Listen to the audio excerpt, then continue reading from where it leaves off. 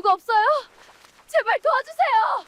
한밤중 얼어붙은 호수 한복판에서 한 여인의 절규가 울려 퍼졌습니다. 그녀는 맨발로 얼음 위를 달려가며 맨손으로 얼음을 미친 듯이 깨뜨리고 있었죠. 차가운 물이 온몸을 파고들었지만 멈출 수 없었습니다. 희미한 울음소리가 물속에서 들려왔거든요. 아이고, 이 추운 날. 누가 아기를. 떨리는 손으로 물속에서 끌어올린 것은 포대기에 쌓인 어린 생명이었습니다. 멀리서 검은 세단이 급하게 떠나가는 테일라이트만 보일 뿐 주변엔 아무도 없었죠. 여인은 얼어붙은 아기를 품에 꼭 안고 뜨거운 눈물을 흘렸습니다. 아기의 왼쪽 어깨에는 붉은 별 모양 반점이 선명하게 새겨져 있었어요. 넌 살아야 해. 꼭 살아야 한다. 그렇게 죽음의 문턱에서 건져진 아기는 그녀의 따뜻한 품속에서 기적처럼 숨을 쉬기 시작했습니다. 25년이 흐른 뒤 한 남자의 어깨에 새겨진 그 붉은 별 모양 반점 하나가 모든 것을 뒤집어 놓게 됩니다. 그 아기의 진짜 정체는 무엇이었을까요? 그리고 누가 왜 그 아이를 버려야만 했던 걸까요? 지금부터 차가운 호수에서 시작된 운명의 반전이 펼쳐집니다. 사연 시작하기 전에 구독과 좋아요 한번 꼭 눌러주세요. 25년 전 그날 밤의 일은 혜자의 기억 속에 여전히 선명하게 남아 있었습니다. 영하 15도를 오르내리던 혹한의 겨울이었죠. 새벽 5시 혜자는 늘 하던 대로 시장 해장국집 육수를 끓이기 위해 집을 나섰어요. 차가운 공기가 폐를 찌르는 듯 했지만 멈출 수 없었습니다. 하루라도 육수를 끓이지 않으면 그날 장사가 안 되니까요. 후, 추워 죽겠네. 입김을 내뿜으며 골목길을 걷던 혜자는 문득 이상한 소리를 들었습니다. 희미하지만 분명한 울음소리. 아기의 울음소리였어요. 처음엔 환청인가 싶었죠. 이런 새벽에 이렇게 추운 날에 아기가 밖에 있을 리 없으니까요. 하지만 소리는 계속되었습니다. 점점 더 약해지는 마치 꺼져가는 촛불처럼 가느다란 울음소리. 혜자의 발걸음이 저절로 소리가 나는 쪽으로 향했습니다. 마을 외곽에 얼어붙은 호수였어요. 어둠 속에서도 호수 한복판에 뭔가 보였습니다. 포대기 같은 것이 물 위에 떠 있었고 그 안에서 울음소리가 들려왔죠. 세상에, 저게 뭐야? 혜자는 신발도 벗지 않은 채 얼음판 위로 뛰어들었습니다. 얼음이 발알에서 쩍쩍 갈라지는 소리가 들렸어요. 위험하다는 걸 알면서도 멈출 수 없었습니다. 저 울음소리의 주인공이 누구든 지금 당장 구하지 않으면 죽을 게 분명했으니까요. 제발, 제발 버텨. 혜자는 맨손으로 얼음을 깨뜨렸습니다. 손끝이 찢어지고 피가 흘렀지만 아픔을 느낄 겨를이 없었어요. 차가운 물이 옷 속으로 파고들었고 온몸이 얼어붙는 느낌이었죠. 하지만 혜자는 포기하지 않았습니다. 마침내 포대기를 움켜쥔 순간 그 안에서 파랗게 질린 아기의 얼굴이 보였어요. 아이고, 이 추운 날. 누가 아기를. 혜자는 아기를 품에 꼭 안았습니다. 아기는 숨을 쉬고 있었지만 너무 약했어요. 체온이 거의 느껴지지 않았죠. 혜자는 자신의 외투를 벗어 아기를 감쌌습니다. 그리고는 미친 듯이 달렸어요. 집까지 단 1분 1초라도 빨리 가야 했습니다. 집에 도착한 혜자는 온수기에 물을 바다대야에 담았습니다. 35도에서 37.5도 사이에 미지근한 물이었죠. 너무 뜨거우면 아기에게 해가 될 수 있으니까요. 혜자는 조심스럽게 아기를 물에 담갔어요. 그리고 자신의 체온으로 아기를 감쌌습니다. 살아라. 제발 살아야 한다. 혜자의 눈물이 아기의 얼굴 위로 떨어졌습니다. 얼마나 시간이 흘렀을까요? 아기가 희미하게 눈을 떴어요. 그리고는 작은 입술을 달싹이며 울음을 터뜨렸습니다. 약하지만 분명한 생명의 소리였죠. 그래, 그래. 울어. 많이 울어. 혜자는 아기를 꼭 안고 울었습니다. 기쁨의 눈물이었어요. 이 작은 생명을 살렸다는 안도감과 함께 알 수 없는 운명에 대한 두려움도 함께 밀려왔습니다. 대체 누가 왜 이렇게 어린 생명을 버린 걸까요? 포대기를 풀어보니 아기는 남자아이였습니다. 왼쪽 어깨에는 붉은 별 모양 반점이 선명하게 새겨져 있었어요. 마치 누군가 일부러 표시를 해둔 것처럼 또렷했죠. 혜자는 그 반점을 보며 생각했습니다. 이건 내 행운의 별이야. 죽을 고비를 넘긴 너를 지켜줄 별. 혜자는 아기에게 이름을 지어주었습니다. 민준. 백성을 뜻하는 민에 준수할 준. 평범하지만 바르게 살라는 의미였죠. 그날 이후 혜자는 민준을 자신의 친아들처럼 키웠습니다. 주민센터에 신고도 했고 경찰에도 알렸어요. 하지만 아무도 아기를 찾으러 오지 않았습니다. 혜자에게는 남편도 자식도 없었습니다. 젊은 시절 사랑했던 남자에게 배신당한 후 평생 혼자 살아왔죠. 시장통 구석에서 작은 해장국집을 운영하며 하루하루를 버텨왔어요. 가난했지만 외롭지 않았습니다. 이제 민준이 있으니까요. 우리 민준이 엄마가 맛있는 거 해줄게. 혜자는 민준을 업고 시장에 나갔습니다. 사람들은 수군거렸어요. 저 나이에 애를 어디서 주워왔대? 남자라도 있나? 온갖 소문이 돌았죠. 하지만 혜자는 개의치 않았습니다. 민준이 웃어주면 그걸로 충분했으니까요. 민준은 무럭무럭 자랐습니다. 3살 때는 혜자의 치마를 붙잡고 시장을 돌아다녔고 5살 때는 가게 한 구석에 앉아 그림을 그렸어요. 7살 때는 육수 나르는 걸 도왔고 10살 때는 상추를 씻는 일을 맡았습니다. 민주는 늘 밝았어요. 가난해도 친구들이 너 엄마 늙었다고 놀려대도 민주는 웃으며 말했습니다. 우리 엄마가 최고야. 하지만 민준에게도 비밀이 있었습니다. 왼쪽 어깨의 흉터였어요. 혜자는 민준에게 말했습니다. 어릴 때 뜨거운 물에 데인 거라고. 민준은 그렇게 믿었죠. 하지만 겨울만 되면 그 흉터가 쑤시듯 아팠습니다. 마치 무언가를 기억하라고 신호를 보내는 것처럼요. 세월은 흘러 민준은 25살이 되었습니다. 고등학교를 졸업한 후 대학은 가지 못했어요. 돈이 없었으니까요. 대신 민준은 배달 일을 시작했습니다. 시장 해장국집 육수를 각 음식점에 배달하는 일이었죠. 새벽 4시에 일어나 오토바이에 육수통을 싣고 도시를 누볐어요. 오늘도 버티자. 민주는 매일 아침 자신에게 외쳤습니다. 힘들어도 추워도 어깨가 쑤셔도 버텨야 했어요. 혜자가 이제 65살이 되었고 치매 초기 증상까지 보이기 시작했으니까요. 민주는 혜자를 병원에 데려갔습니다. 의사는 말했어요. 스트레스를 줄이시고 규칙적인 생활을 하셔야 합니다. 하지만 그게 어디 쉬운 일인가요? 시장 장사는 하루도 쉴 수 없었고 혜자는 여전히 새벽같이 일어나 육수를 끓였습니다. 민준이 말렸지만 혜자는 고집을 부렸어요. 내가 안 하면 누가 해? 너 혼자 벌어서 우리 둘이 먹고 살 수 있어? 맞는 말이었습니다. 민준의 배달 수입은 한 달에 200만 원 정도였어요. 집세와 생활비를 빼면 남는 게 없었죠. 혜자의 해장국집 수입까지 합쳐야 겨우 병원비를 낼 수 있었습니다. 어느 날 아침 민주는 평소처럼 육수통을 싣고 배달을 나갔습니다. 오늘은 한성푸드라는 대기업 구내식당까지 가야 했어요.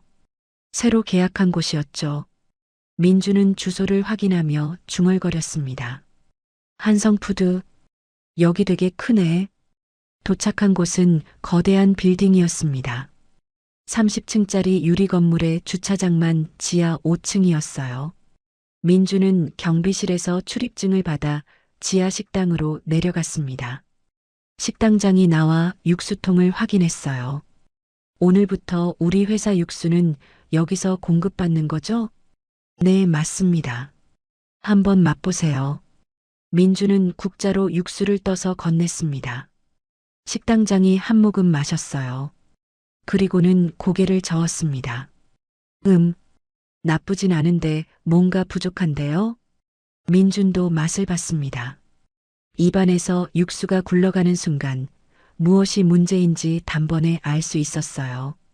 민주는 어릴 적부터 혜자의 육수를 마시며 자랐습니다. 혀가 자연스럽게 훈련된 거죠. 멸치 액젓이 부족하네요. 그리고 다시마를 조금 더 우려내야 할 것 같아요. 뭐, 자네가 어떻게 알아? 민주는 주방 한쪽에 놓인 양념들을 살폈습니다. 멸치 액젓 한 병이 보였어요. 민주는 허락도 받지 않고 육수통에 액젓 2스푼을 넣었습니다. 그리고는 국자로 저으며 말했어요. 이제 다시 드셔보세요. 식당장이 의아한 표정으로 다시 한 모금 마셨습니다. 그 순간 눈이 휘둥그레졌어요. 이게 완전히 달라졌는데요? 바로 그때였습니다. 뒤편에서 누군가 말했어요. 나도 한번 맛볼까? 민준이 돌아보니 70대로 보이는 노신사가 서 있었습니다. 깔끔한 회색 정장에 금태 안경을 쓴 모습이었어요. 식당장이 황급히 허리를 숙였습니다. 회장님, 언제 오셨습니까? 회장. 민주는 긴장했습니다. 한성푸드의 회장이라면 이 거대한 기업의 최고 책임자 아닌가요? 민주는 어색하게 인사했어요. 안녕하십니까? 서영우 회장은 민준에게서 국자를 받아 육수를 마셨습니다. 천천히 마치 와인을 음미하듯이요. 그리고는 눈을 감았어요. 한참 동안 아무 말도 하지 않았습니다. 민주는 불안했죠. 혹시 맛이 이상한가? 너무 짜거나 싱거운 건 아닐까? 그런데 서영우 회장의 눈가에 눈물이 맺혔습니다. 천천히 눈을 뜬 회장은 떨리는 목소리로 말했어요. 이 맛은 내 아내의 손맛이야. 서영우 회장은 육수가 담긴 국자를 내려놓지 못했습니다. 손이 미세하게 떨리고 있었어요. 민주는 당황스러웠죠. 대기업 회장이 자신이 손본 육수를 마시고 우는 모습이라니. 도대체 무슨 일인지 알 수가 없었습니다. 회장님, 괜찮으십니까? 식당장이 조심스럽게 물었습니다. 서영우는 손수건을 꺼내 눈가를 닦았어요. 그리고는 민준을 똑바로 쳐다봤습니다. 자네가 이 육수를 만든 건가? 아, 아닙니다. 제가 배달만 하는데 맛을 보니까 뭔가 부족한 것 같아서 조금 손을 봤습니다. 조금 손을 봤다고? 서영우는 다시 한번 육수를 마셨습니다. 이번엔 더 천천히, 더 깊이 음미했어요. 그의 눈빛이 흔들렸습니다. 15년 전 세상을 떠난 아내 은경의 모습이 떠올랐거든요. 아내는 평생 요리를 사랑했던 사람이었습니다. 특히 육수 끓이는 일에 천재적 재능이 있었죠. 자네 이름이 뭔가? 민준입니다. 박민준이요. 박민준. 자네 지금 뭐하고 있나? 배달 일하고 있습니다. 서영우는 잠시 생각에 잠겼습니다. 그리고는 식당장에게 말했어요. 이 사람 연락처 받아두게. 내가 따로 연락할 테니. 네, 회장님. 민주는 영문도 모른 채 명함을 건넸습니다. 서영우는 명함을 받아 주머니에 넣었어요. 그리고는 민준의 어깨를 가볍게 두드렸습니다. 자네 혀가 스펙이야. 조만간 연락하겠네. 그렇게 말하고 서영우는 엘리베이터를 타고 올라갔습니다. 민주는 멍하니 서 있었어요. 도대체 무슨 일이 벌어진 건지 이해할 수가 없었죠. 식당장이 웃으며 말했습니다. 자네 운 좋은 거야. 회장님이 저렇게 사람 눈여겨보는 일 거의 없거든. 그게 무슨 뜻이죠? 글쎄, 뭔가 좋은 일이 생길지도 모르지. 민주는 고개를 갸웃거리며 식당을 나왔습니다. 오토바이에 올라타 다음 배달지로 향했어요. 하지만 머릿속에선 계속 서영우 회장의 모습이 맴돌았습니다. 내 아내의 손맛이라는 말이 무슨 의미였을까요? 사흘 후 민준에게 전화가 걸려왔습니다. 모르는 번호였어요. 여보세요? 박민준 씨죠? 저는 한성푸드 인사팀 최지원입니다. 아, 네. 무슨 일이신지요? 서영우 회장님께서 박민준 씨를 만나고 싶어 하십니다.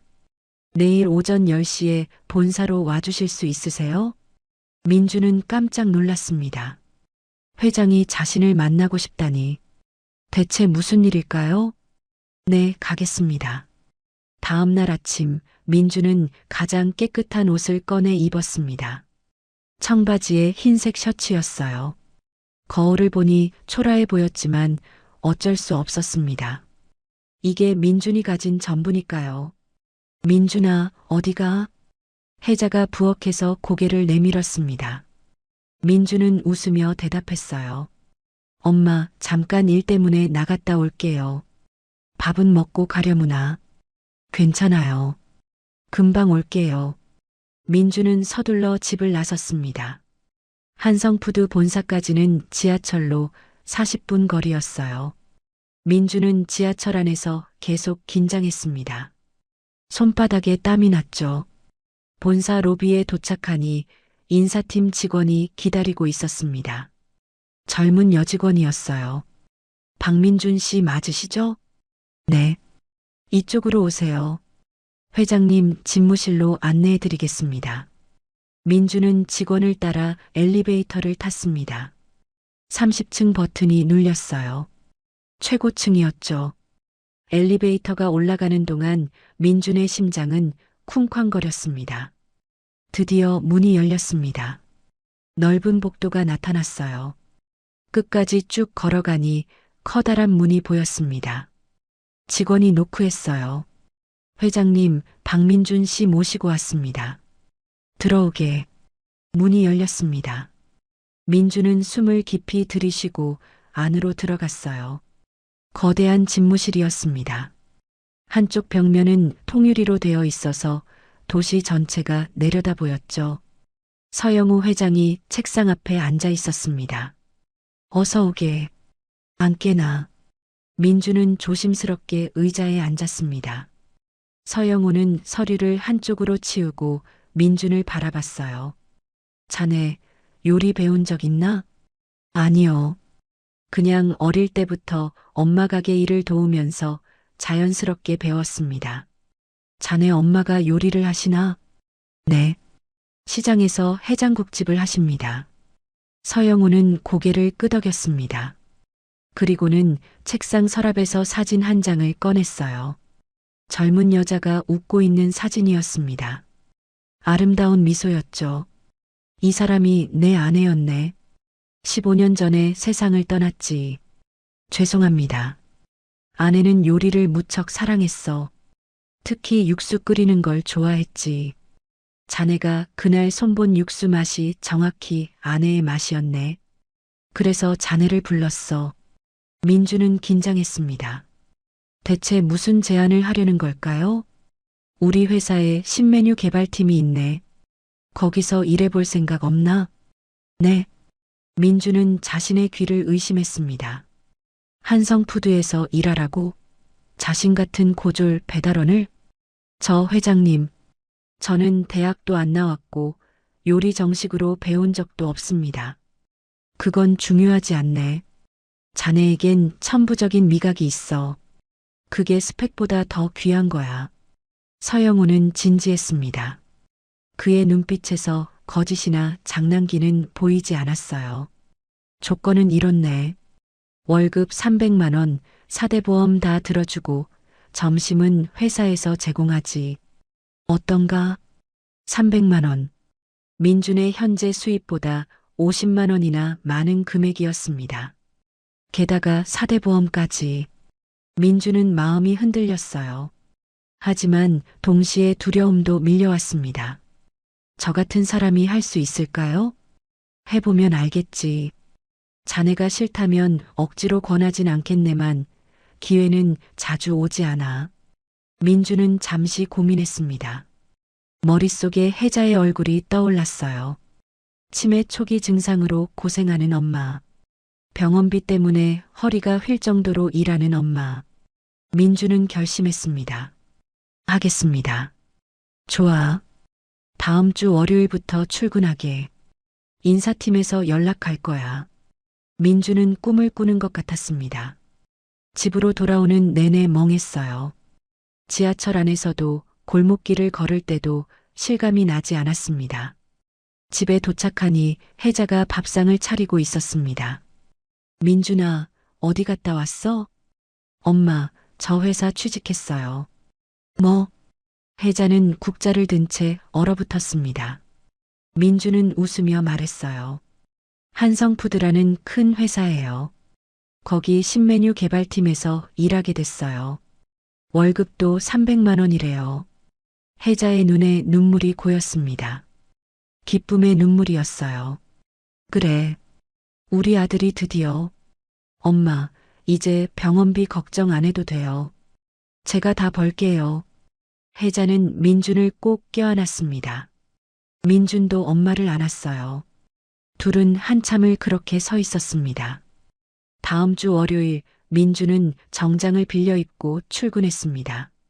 인사팀에서 사원증을 발급받고 신메뉴 개발팀 사무실로 안내받았어요. 사무실 문을 열고 들어가니 20명 정도의 직원들이 일하고 있었습니다. 모두 민준을 쳐다봤어요. 팀장이 다가왔습니다. 40대 중반으로 보이는 남자였어요. 박민준 씨죠? 저는 개발팀 김태훈 팀장입니다. 안녕하십니까? 회장님께서 특별히 추천하신 분이라고 들었어요. 기대가 크네요. 하지만 김태훈의 목소리에는 미묘한 감정이 섞여 있었습니다. 질투? 아니면 불만? 민주는 그걸 느꼈지만 내색하지 않았어요. 열심히 하겠습니다. 민준에게 배정된 책상은 사무실 구석이었습니다. 창문도 없는 자리였죠. 옆자리 직원이 인사도 없이 고개만 까딱했어요. 민준은 가방을 내려놓고 앉았습니다. 점심시간이 되었습니다. 직원들이 우르르 식당으로 내려갔어요. 민준도 따라갔습니다. 식당 한쪽 테이블에 자리를 잡으려는데 누군가 말했어요. 거긴 우리 자리인데요. 젊은 여직원이었습니다. 민준은 황급히 자리를 옮겼어요. 다른 테이블에 앉으려 하자 또 누군가 말했습니다. 거기도 사람 있어요. 결국 민준은 구석 테이블에 혼자 앉아야 했습니다. 밥을 먹는데 직원들의 수군거림이 들렸어요. 저 사람 누구야? 회장님이 데려온 사람이래. 낙하산인가 봐. 고졸이래. 요리도 정식으로 배운 적 없대. 우리보다 월급 더 받는데요. 민주는 밥맛이 없었습니다. 하지만 참아야 했어요. 이게 현실이니까. 민주는 천천히 밥을 먹으며 생각했습니다. 보여줘야지. 실력으로. 오후가 되자 첫 회의가 열렸습니다. 신메뉴 개발 회의였어요. 김태훈 팀장이 말했습니다. 이번 분기 목표는 가정 간편식 라인 확대입니다. 특히 육수 제품군을 강화할 예정이에요. 아이디어 있으신 분? 직원들이 하나둘 의견을 냈습니다. 민주는 조용히 듣고 있었어요. 그런데 이상했습니다. 모두들 비슷비슷한 얘기만 하고 있었거든요. 진짜 맛에 대한 고민은 없어 보였어요. 민주는 조심스럽게 손을 들었습니다. 저 말씀드려도 될까요? 김태훈이 시큰둥하게 대답했습니다. 네, 말해보세요. 육수는 시간이 생명입니다. 빨리 끓인 육수는 깊이가 없어요. 최소 12시간은 우려내야 제대로 된 맛이 나옵니다. 그건 다들 알고 있는 사실인데요. 옆자리 직원이 비꼬듯 말했습니다. 민주는 계속했어요. 하지만 시판 제품은 대부분 6시간에서 8시간 정도만 우려냅니다. 비용 때문이죠. 제 생각엔 프리미엄 라인을 만들어서 제대로 된 육수를 내놓으면 어떨까 합니다. 비용이 너무 올라가잖아요. 하지만 맛으로 승부하면 가격이 문제가 안 됩니다. 회의실이 조용해졌습니다. 김태훈이 민준을 쳐다봤어요. 박민준 씨, 그럼 직접 한번 만들어 볼래요? 다음 주까지 샘플 육수 만들어서 가져오세요. 네, 하겠습니다. 회의가 끝나고 민준은 자리로 돌아왔습니다. 가슴이 두근거렸어요. 드디어 기회가 왔습니다. 보여줄 수 있는 기회. 민준은 그날 퇴근 후 바로 시장으로 갔습니다. 재료를 사야 했거든요. 민준은 시장 골목을 누볐습니다. 가장 신선한 사고를 고르고 양질의 멸치를 골랐어요. 다시마도 두툼한 것으로 골라 담았습니다. 재료비만 10만 원이 넘게 들었죠. 한 달 식비에 맞먹는 돈이었지만 아깝지 않았어요. 집으로 돌아온 민주는 혜자에게 말했습니다. 엄마, 이번 주말에 육수 좀 끓여야 해요. 무슨 육수? 회사에서 샘플 만들라고 했어요. 혜자는 걱정스러운 표정을 지었습니다. 민준아, 너 회사 생활 괜찮은 거지? 네, 괜찮아요. 사람들이 괴롭히진 않아? 민주는 웃으며 대답했어요. 아니에요. 다들 친절해요. 거짓말이었습니다. 하지만 혜자를 걱정시키고 싶지 않았어요. 혜자는 민준의 손을 꼭 잡았습니다. 힘들면 언제든 말해. 엄마가 있잖아. 알았어요, 엄마. 주말 내내 민준은 육수를 끓였습니다. 사고를 삶고 멸치를 볶고 다시마를 우렸어요. 12시간 동안 약한 불로 계속 끓였습니다. 중간중간 거품을 걷어내고 불 조절을 했죠. 혜자가 옆에서 지켜봤어요. 우리 아들 진짜 잘하네. 엄마한테 배운 거예요. 내가 뭘 가르쳤다고. 엄마가 평생 끓인 육수를 보고 배웠어요. 혜자의 눈에 눈물이 맺혔습니다. 민주는 엄마를 꼭 안았어요. 월요일 아침 민주는 육수를 병에 담아 회사로 갔습니다. 무거운 병을 들고 지하철을 타고 회사 건물까지 걸어왔죠. 땀이 흘렀지만 기분은 좋았어요. 개발팀 사무실에 도착하니 김태훈 팀장이 기다리고 있었습니다. 샘플 가져왔어요? 네, 여기 있습니다. 민주는 병을 꺼냈습니다. 투명한 육수가 담겨 있었어요. 김태훈이 뚜껑을 열어 냄새를 맡았습니다. 괜찮네요. 맛을 봐야겠어요. 김태훈은 종이컵에 육수를 따라 마셨습니다. 천천히 음미했어요. 그리고는 눈을 크게 떴습니다. 이게 정말 어떻습니까? 놀라운데요. 이 깊이는 어떻게 낸 거죠? 12시간 동안 끓였습니다. 사골과 멸치, 다시마를 적절한 비율로 섞었고요. 다른 팀원들도 하나둘 다가와 맛을 봤습니다. 모두들 놀란 표정이었어요. 누군가 중얼거렸습니다. 이건 시판 제품이랑 차원이 다른데. 김태훈이 민준을 쳐다봤습니다. 처음으로 진지한 눈빛이었어요. 박민준 씨, 이거 정말 잘 만들었어요. 회장님께 보고 올리겠습니다. 감사합니다. 민준은 가슴이 벅찼습니다. 드디어 인정받은 느낌이었어요. 하지만 기쁨도 잠시 뒤편에서 누군가 씁쓸하게 웃는 소리가 들렸습니다. 돌아보니 20대 후반으로 보이는 남자 직원이 팔짱을 끼고 서 있었어요. 운이 좋네요. 초보자의 행운이랄까. 그 직원의 이름은 강민호였습니다. 개발팀에서 3년째 일하고 있는 선배였죠. 민호는 민준을 처음부터 못마땅하게 여겼어요.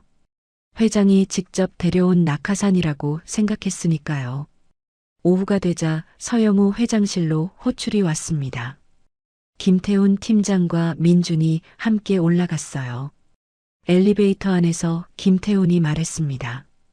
긴장하지 마세요. 회장님은 좋은 분이세요. 네. 회장실 문을 열고 들어가니 서영호가 책상에서 서류를 보고 있었습니다. 고개를 들어 두 사람을 보더니 웃었어요. 왔나? 육수 샘플 가져왔다며?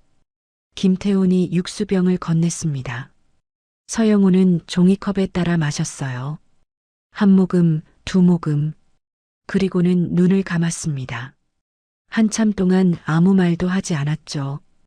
민주는 떨렸습니다. 혹시 마음에 들지 않는 걸까? 너무 평범한 맛은 아닐까? 서영우가 눈을 떴습니다. 그의 눈가가 붉어져 있었어요. 민준 씨, 네, 회장님. 자네가 만든 이 육수는 정말 특별하네. 감사합니다. 이걸 제품화할 거야. 프리미엄 라인으로 출시하지. 자네가 책임지고 개발해보게. 민주는 믿을 수 없었습니다. 입사한 지 겨우 일주일 만에 제품 개발 책임을 맡다니. 제가 할 수 있을까요? 할 수 있네. 자네에겐 재능이 있어. 김태훈 팀장도 놀란 표정이었습니다. 하지만 말없이 고개를 끄덕였어요. 잘 부탁하네, 민준 씨. 네, 최선을 다하겠습니다. 회장실을 나온 후 김태훈이 민준에게 말했습니다. 축하해요. 하지만 이제부터가 진짜 시작이에요. 제품화까지는 많은 과정이 필요하거든요. 알고 있습니다. 팀원들 중에 질투하는 사람도 있을 거예요. 조심하세요. 김태훈의 말은 맞았습니다. 사무실로 돌아오자 분위기가 싸늘했어요. 강민호를 비롯한 몇몇 직원들이 민준을 노골적으로 무시했습니다. 점심시간에도 혼자 밥을 먹어야 했죠. 하지만 민준은 개의치 않았습니다. 일에 집중하면 됐으니까요. 매일 아침 일찍 출근해서 육수 레시피를 연구했어요. 저녁에는 늦게까지 남아 데이터를 정리했습니다. 한 달이 지났습니다. 드디어 시제품이 나왔어요. 민준이 만든 프리미엄 육수였습니다. 패키지도 고급스럽게 디자인되었죠. 출시 전 사내 테스트가 진행되었어요. 테스트 결과는 놀라웠습니다. 만족도가 98%였어요. 직원들 대부분이 이런 육수는 처음이다라고 평가했습니다. 심지어 강민호조차 인정할 수밖에 없었죠. 맛은 괜찮네요. 그 말 한마디가 민준에겐 큰 위로였습니다. 드디어 실력으로 인정받기 시작한 거니까요. 제품 출시일이 다가왔습니다. 홍보팀에서 민준에게 인터뷰 요청이 왔어요. 식품 관련 방송 프로그램에 출연해달라는 거였습니다. 방송이요? 네. 개발자로서 제품 소개를 해주시면 됩니다. 민준은 망설였습니다. 방송이라니. 한 번도 해본 적 없는데. 제가 할 수 있을까요? 괜찮아요. 대본도 준비되어 있고 리허설도 할 거예요. 결국 민준은 승낙했습니다. 일주일 후 방송국 스튜디오에 갔어요. 밝은 조명과 카메라가 민준을 압도했습니다. 진행자가 웃으며 다가왔어요. 안녕하세요, 박민준 씨. 긴장하지 마세요. 네, 노력하겠습니다. 방송이 시작되었습니다. 진행자가 질문했어요. 민준 씨, 이 육수의 특별한 점이 뭔가요? 시간입니다. 12시간 동안 정성껏 우려낸 깊은 맛이죠. 일반 제품과 어떻게 다른가요? 일반 제품은 비용 절감을 위해 시간을 줄입니다. 하지만 저희 제품은 맛을 최우선으로 생각했어요. 민주는 점점 자신감을 얻었습니다. 카메라 앞에서도 떨지 않고 자연스럽게 말할 수 있었어요. 방송이 끝난 후 스태프들이 박수를 쳤습니다. 정말 잘하셨어요. 방송은 큰 반향을 일으켰습니다. 시청자들의 반응이 폭발적이었어요. 온라인 주문이 쇄도했고 마트에서는 제품이 동났습니다. 민준의 육수는 대박이 난 거죠. 회사 분위기가 완전히 바뀌었습니다. 이제는 민준에게 먼저 다가와 인사하는 사람들이 생겼어요. 강민호도 태도가 부드러워졌습니다. 민준 씨, 축하해요. 대단해요. 고맙습니다. 어느 날 점심시간 민준은 식당에서 혼자 밥을 먹고 있었습니다. 그때 누군가 옆에 앉았어요. 돌아보니 서영우 회장이었습니다. 회장님, 민준은 황급히 일어서려 했지만 서영우가 손짓으로 제지했어요. 앉게. 나도 밥 먹으러 왔네. 서영우는 평범한 직원 식판을 들고 있었습니다. 민준은 놀랐어요. 회장이 직원 식당에서 밥을 먹다니. 가끔 이렇게 내려와. 직원들이 뭘 먹는지 확인하려고. 그렇군요. 둘은 함께 밥을 먹었습니다. 서영우가 말했어요. 민준 씨, 자네 정말 대단해. 입사한 지 2달 만에 이런 성과를 내다니. 회장님이 기회를 주셔서 가능했습니다. 아니야. 자네 실력이야. 나는 그냥 문을 열어준 것 뿐이지. 서영우는 민준의 어깨를 두드렸습니다. 그 순간 민준의 어깨가 찌릿했어요. 오래된 흉터가 쑤시는 느낌이었습니다. 괜찮나? 아, 네. 괜찮습니다. 어릴 때 다친 곳이라. 조심하게. 서영우는 그날 민준과 많은 이야기를 나눴습니다. 가족 이야기, 꿈 이야기, 인생 이야기. 민준은 서영우에게서 아버지 같은 느낌을 받았어요. 따뜻하고 든든한 느낌. 민준 씨, 앞으로도 잘 부탁하네. 네, 회장님. 열심히 하겠습니다. 그날 이후 서영우와 민준의 관계는 더욱 가까워졌습니다. 서영우는 민준을 특별히 챙겼어요. 중요한 회의에 참석시키고 해외 출장도 함께 다녔습니다. 회사 사람들은 수군거렸죠. 회장님이 민준 씨를 진짜 아끼시네. 후계자로 생각하시나? 설마 그럴 리가. 하지만 서영우의 마음속에는 정말로 그런 생각이 있었습니다. 민준에게서 잃어버린 아들의 모습을 보았거든요. 서영우에게는 아들이 없었어요. 아내가 임신했을 때 유산을 했었죠. 그 후로 아내는 다시 임신하지 못했습니다. 이 친구가 내 아들이었다면. 서영우는 종종 그런 생각을 했습니다. 민준의 순수한 눈빛, 정직한 태도, 음식에 대한 열정. 모든 것이 마음에 들었어요.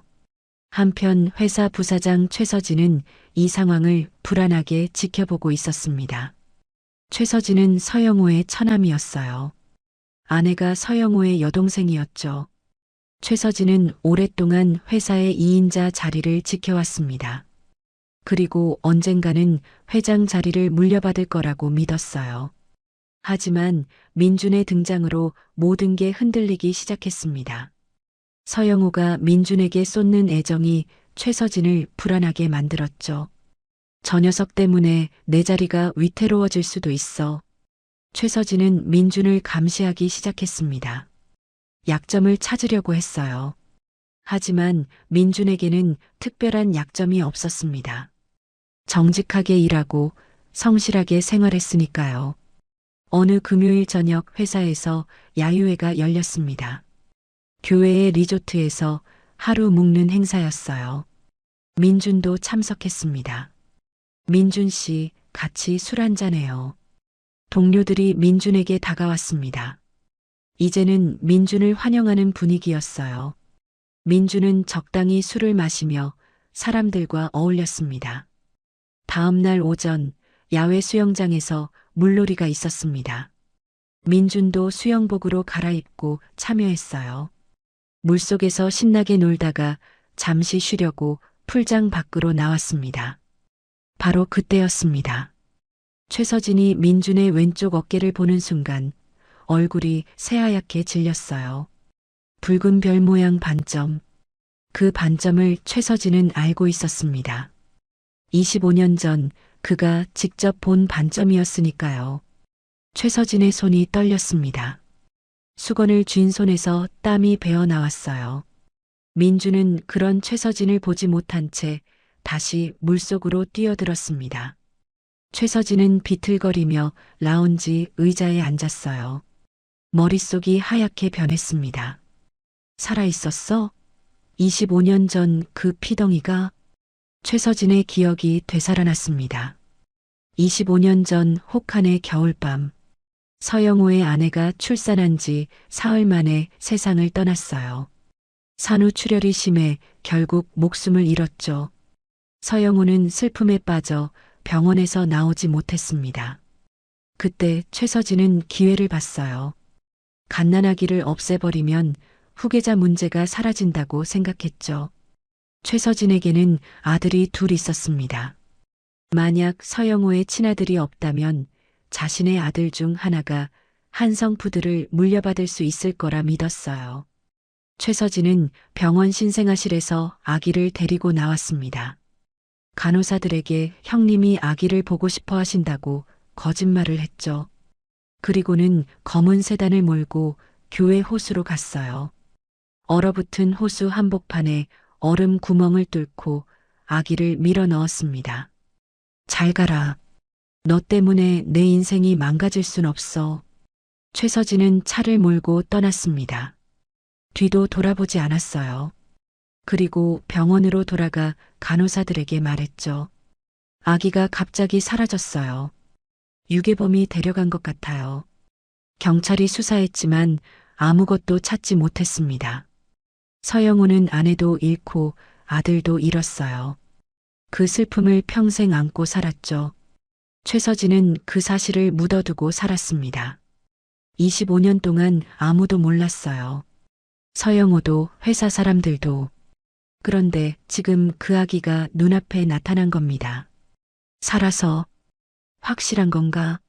정말 그 아이가 맞나? 최서진은 흥신소에 연락했습니다. 다음 날 월요일 흥신소 직원이 최서진의 사무실로 찾아왔어요. 박민준이라는 사람에 대해 조사해 주세요.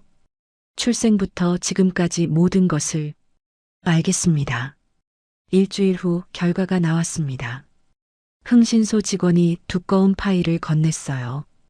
박민준은 25년 전 겨울에 한 여자가 호수에서 구조했습니다. 정확한 부모는 알 수 없고 혜자라는 여자가 키웠습니다. 최서진은 파일을 넘기며 읽었습니다. 호수, 겨울, 구조, 모든 것이 일치했어요.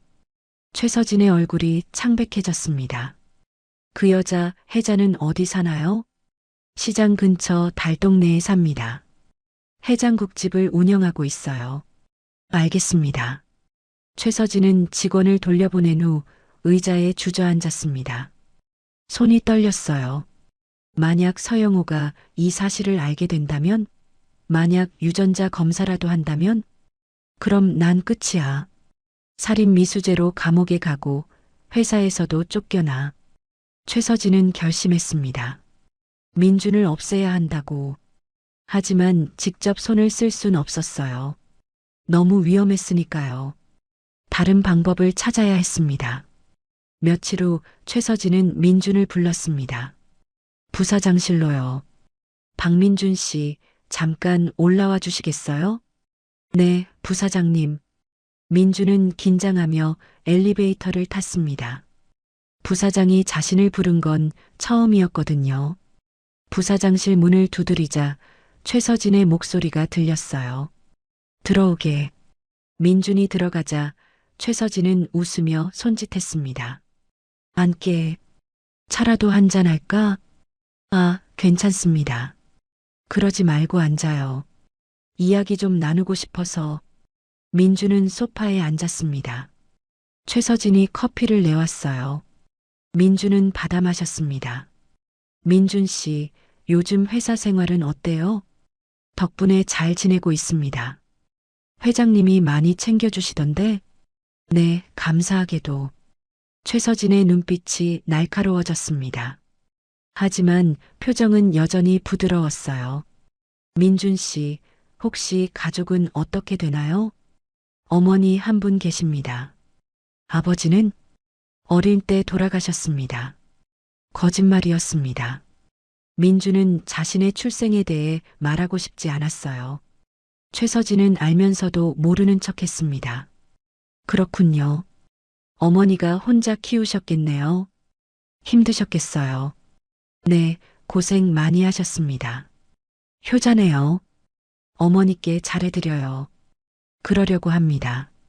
최서진은 잠시 침묵했습니다. 그리고는 말했어요. 민준 씨, 한 가지 부탁이 있어요.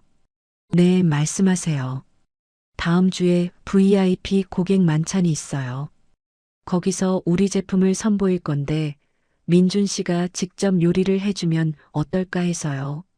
제가요? 네. 개발자가 직접 만드는 거니까 더 의미 있지 않을까요? 민주는 망설였습니다. 자신은 요리사가 아닌데 VIP 만찬에서 요리를 한다니.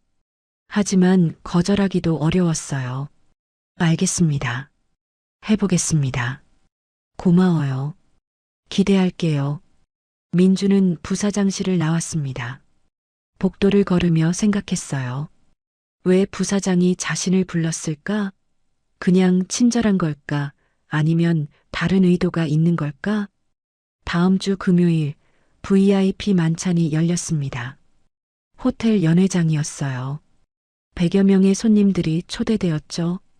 한성푸드의 주요 고객들과 협력업체 대표들이었습니다. 민주는 주방에서 준비를 했어요. 육수를 끓이고 재료를 손질했습니다. 서영우 회장도 참석했습니다. 민준을 보고 웃으며 말했어요. 민준 씨, 오늘 기대하고 있네. 최선을 다하겠습니다, 회장님. 만찬이 시작되었습니다. 첫 번째 코스로 민준의 육수로 만든 해장국이 나갔어요. 손님들이 한 숟가락씩 떠먹었습니다. 그리고는 감탄사가 터져 나왔죠. 이게 무슨 맛이야? 정말 놀라운데? 이건 지금까지 먹어본 해장국 중 최고예요. 서영우는 뿌듯한 표정으로 민준을 바라봤습니다. 민준은 주방에서 그 모습을 보며 안도했어요. 만찬이 끝난 후 손님들이 민준을 찾았습니다. 악수를 청하고 명함을 건넸어요. 정말 훌륭했어요. 다음에 우리 회사 행사도 부탁하고 싶네요. 감사합니다. 민주는 하루 종일 서 있느라 다리가 아팠지만 기분은 좋았습니다. 인정받는다는 느낌, 자신의 실력을 증명했다는 뿌듯함. 하지만 한쪽 구석에서 최서진은 씁쓸한 표정으로 지켜보고 있었습니다. 민준이 성공할수록 자신의 입지가 좁아진다는 걸 느꼈거든요. 뭔가 방법을 찾아야 해. 최서진은 민준의 약점을 찾기 시작했습니다. 회사 생활에서, 개인 생활에서 뭔가 문제가 될 만한 것을. 하지만 민준은 깨끗했어요. 횡령도 없고 비리도 없고 스캔들도 없었습니다. 그러던 어느 날 최서진에게 아이디어가 떠올랐습니다. 민준을 직접 공격하는 대신 주변 사람을 이용하는 거였어요. 바로 혜자. 최서진은 사설 탐정을 고용했습니다.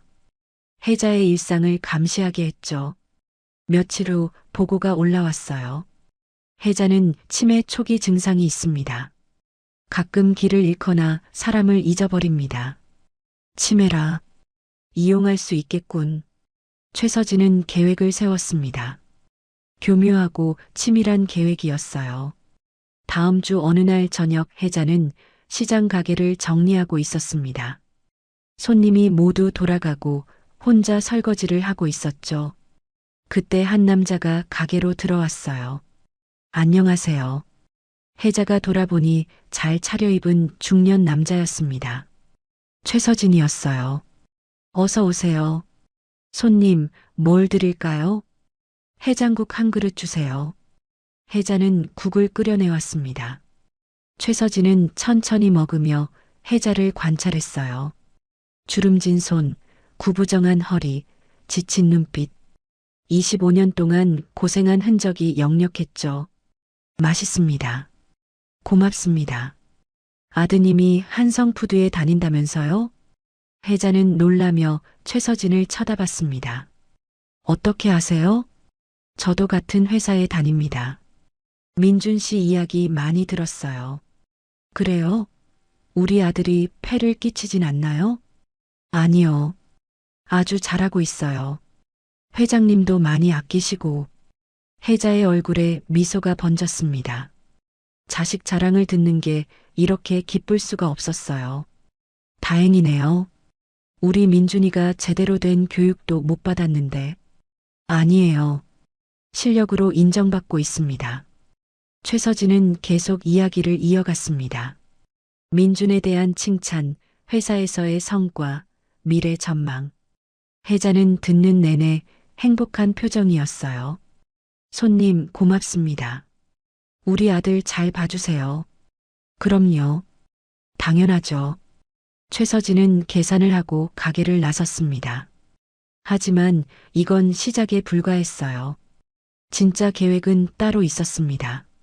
며칠 후 최서진은 다시 혜자를 찾아갔습니다. 이번엔 더 늦은 시간이었어요. 가게 문을 닫을 무렵이었죠. 또 오셨어요? 네. 오늘도 해장국이 먹고 싶어서요. 혜자는 반갑게 맞았습니다. 최서진은 자리에 앉아 국을 먹으며 말했어요. 어머님, 혹시 민준 씨가 요즘 돈 쓰는 거 이상하게 느껴지신 적 없으세요? 돈이요? 무슨 말씀이세요? 아, 아니에요. 제가 괜히 말을 꺼낸 것 같네요. 아니에요. 말씀해 보세요. 최서진은 망설이는 척 했습니다. 그리고는 조심스럽게 말했어요. 사실, 회사에서 소문이 좀 있어요. 무슨 소문이요? 민준 씨가 회사 돈을 좀 빼돌린다는. 혜자의 얼굴이 굳었습니다. 그게 무슨 말씀이세요? 우리 민준이가 그럴 리 없어요. 저도 믿고 싶지 않아요. 하지만 증거가 있다고 하더라고요. 증거요? 회계팀에서 확인했대요. 민준 씨 계좌로 이상한 돈이 들어왔다고. 혜자는 패닉 상태에 빠졌습니다. 우리 아들이 횡령을? 말도 안 돼. 하지만 이 사람이 거짓말을 할 이유도 없잖아. 제발, 우리 민준이한테 좀 잘 말씀해 주세요. 잘못했으면 고치게 할게요. 최서진은 혜자의 떨리는 손을 보며 속으로 웃었습니다. 계획대로 되어가고 있었어요.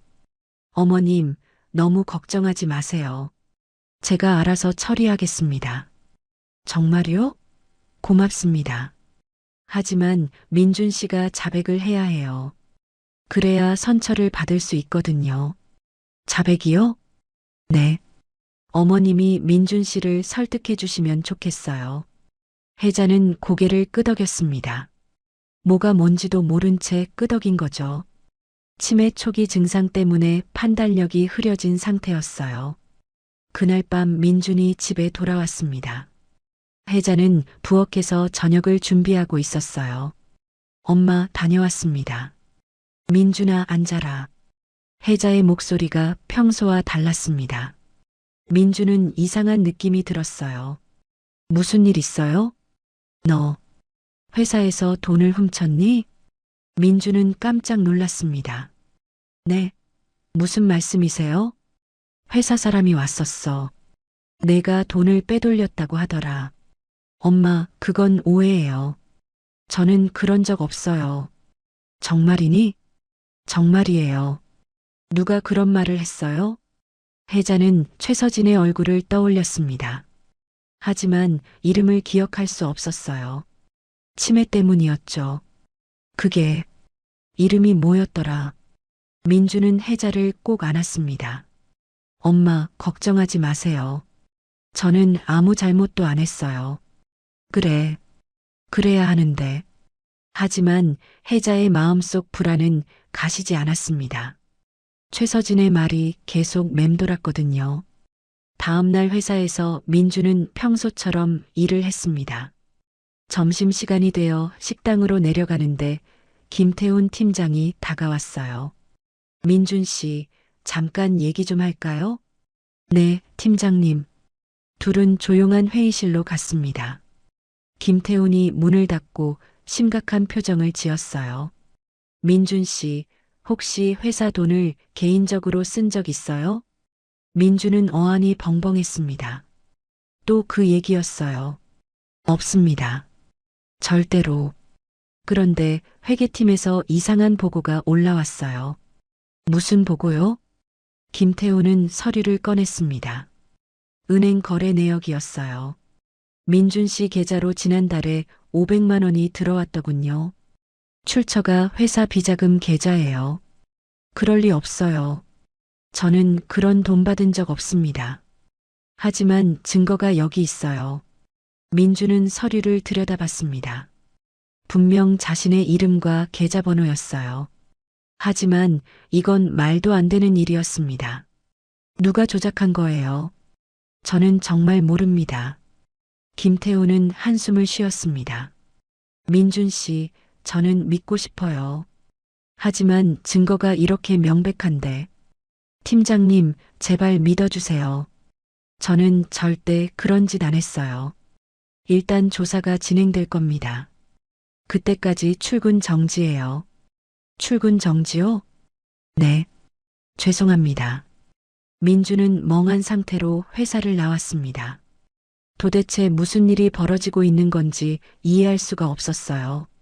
누가 자신을 모함하는 걸까? 집으로 돌아가는 길에 민주는 계속 생각했습니다. 누가 이런 짓을 할까? 강민호? 아니야. 그 친구는 이제 나한테 우호적이야. 그럼 누구? 문득 최서진의 얼굴이 떠올랐습니다. 야유회에서 자신을 이상하게 쳐다보던 눈빛. 부사장실로 불렀을 때의 어색한 대화. 모든 게 연결되는 것 같았어요. 설마 부사장님이? 하지만 증거가 없었습니다. 단순한 의심일 뿐이었죠. 일주일이 지났습니다. 민주는 집에서 조사 결과를 기다렸어요. 매일 불안한 시간을 보냈습니다. 혜자는 민준을 보며 눈물을 흘렸죠. 미안하다, 민준아. 엄마가 너를 제대로 키우지 못해서. 엄마 아니에요. 엄마 잘못 없어요. 내가 돈이 있었으면 너를 대학도 보내고. 엄마, 저는 지금도 행복해요. 하지만 민준의 마음속은 무너지고 있었습니다. 억울함과 분노가 치밀어 올랐어요. 누군가 자신을 파멸시키려 하고 있다는 걸 알았지만 어떻게 할 도리가 없었습니다. 어느 날 저녁 최서진이 다시 혜자의 가게로 찾아왔습니다. 이번엔 더 구체적인 계획을 가지고요. 어머님, 민준 씨 일 어떻게 되었어요? 아이고, 손님. 우리 민준이가 출근 정지당했어요. 제가 들었어요. 안타깝네요. 제발 도와주세요. 우리 민준이는 정말 그런 애가 아니에요. 최서진은 동정하는 척 고개를 끄덕였습니다. 어머님, 제가 한 가지 방법을 알려드릴게요. 뭔데요? 민준 씨가 직접 회장님께 가서 잘못을 인정하고 용서를 구하는 겁니다. 그러면 선처를 받을 수 있어요. 하지만 우리 민준이는 잘못한 게 없는데.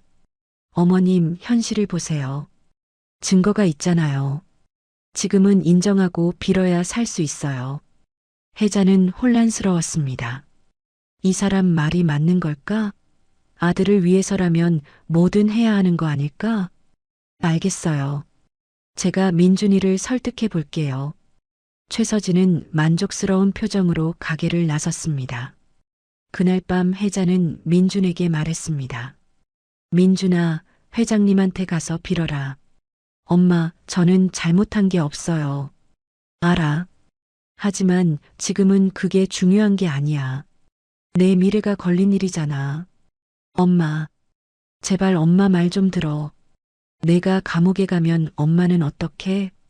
민주는 울고 있는 혜자를 보며 마음이 찢어졌습니다. 엄마를 위해서라도 뭔가 해야 할 것 같았어요. 다음 날 민주는 회사로 갔습니다. 서영우 회장을 만나기 위해서였어요. 비서실에 들어가니 비서가 놀란 표정으로 물었습니다. 민준 씨?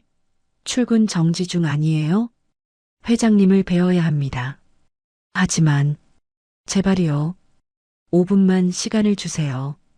비서는 망설이다가 안으로 들어갔습니다. 잠시 후 나와서 말했어요. 회장님이 들어오래요. 민주는 집무실 문을 열고 들어갔습니다. 서영호가 책상에 앉아 서류를 보고 있었어요. 고개를 들더니 씁쓸하게 웃었습니다. 민준 씨, 무슨 일인가? 회장님, 저는 정말 아무 잘못도 안 했습니다. 나도 믿고 싶네. 하지만 증거가 있지 않나? 그건 누군가 조작한 겁니다. 누가? 왜? 민주는 대답할 수 없었습니다. 증거가 없으니까요. 회장님, 제게 시간을 주세요. 제가 진실을 밝혀내겠습니다. 서영호는 한참을 민준을 바라봤습니다. 그리고는 한숨을 쉬었어요. 일주일 안에 증거를 찾아오게. 그럼 다시 생각해보지. 감사합니다, 회장님. 민주는 고개를 숙여 인사하고 나왔습니다. 일주일. 그 안에 진실을 밝혀야 했어요. 민주는 혼자 조사를 시작했습니다. 은행에 가서 거래 내역을 확인했어요. 500만 원이 입금된 날짜와 시간을 확인했습니다. 그날 민주는 회사에 있었어요. 오후 3시에 입금되었는데 그때 민주는 회의 중이었죠. 누군가 내 계좌번호를 알고 있었다는 거야. 민주는 회사 회계팀을 찾아갔습니다.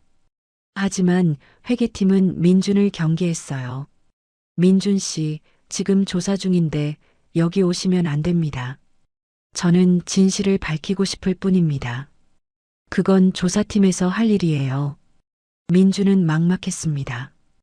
어디서부터 시작해야 할지 알 수 없었어요. 나흘이 지났습니다. 여전히 아무 단서도 찾지 못했어요. 민주는 절망했습니다. 이대로 끝나는 걸까? 억울하게. 바로 그날 밤 최서진이 민준에게 전화를 걸었습니다.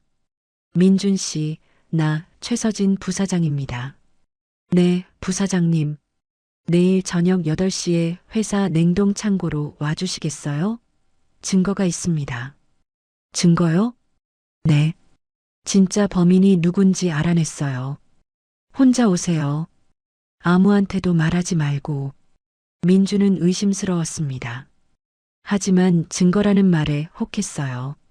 알겠습니다. 전화를 끊고 민주는 불안했습니다.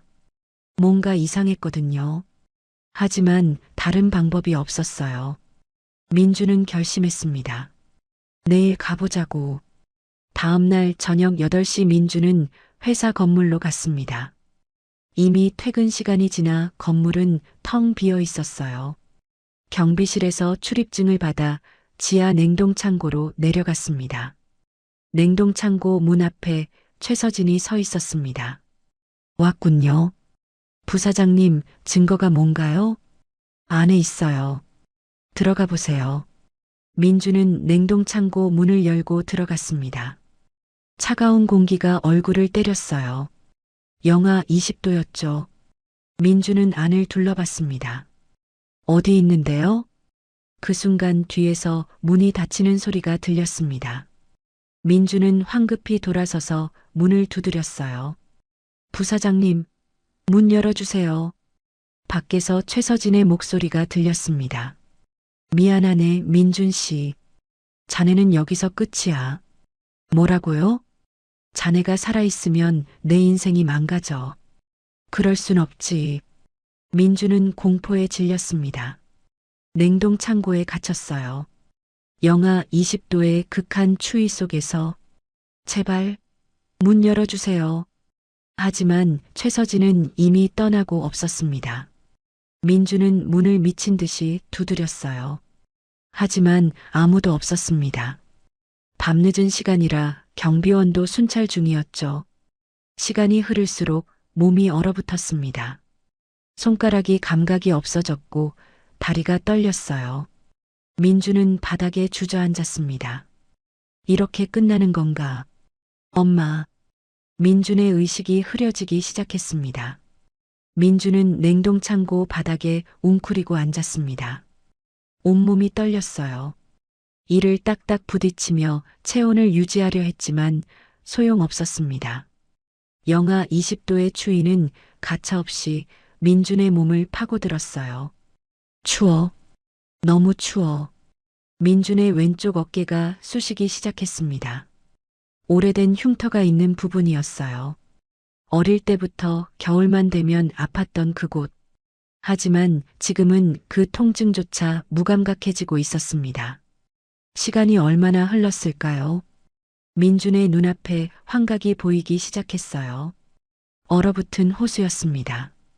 차가운 물속에서 아기가 울고 있었죠. 그 아기가 바로 자신이라는 걸 민준은 직감적으로 알 수 있었습니다. 엄마, 엄마. 민준은 중얼거렸습니다. 환각 속에서 혜자의 얼굴이 보였어요. 따뜻한 미소를 짓고 있는 혜자.